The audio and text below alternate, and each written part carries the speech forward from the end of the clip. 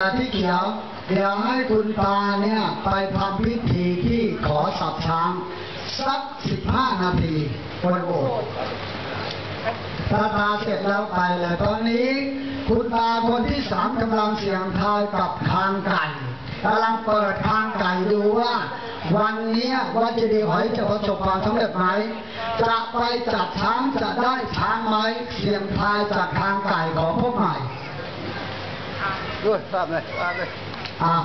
ลองคุณตาลองบรรยายให้ฟังที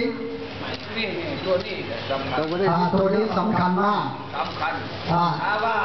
ข้างไกลเสมอต้นเสมอปลายแบบนี้มีสมบูรณ์ได้ทั้งตัวผู้ได้ทั้งตัวเมียแต่ก็ว่าข้างไกลเสมอต้นเสมอปลาย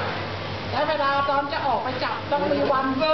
โอ้ยต้องดูเลิกผานาทีแน่นอนเหมือนข้างไก่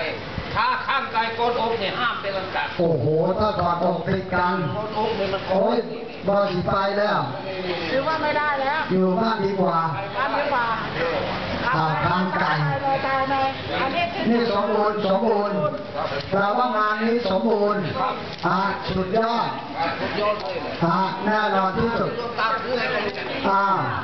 อันนี้คางไก่นะฮะเขาจะเสี่ยงทายอธิษฐานถ้ากอดกันก็แปลว่าจะมีเรื่องคือหมายความว่าคางไก่เนี่ยเขาจะเปิดคางไก่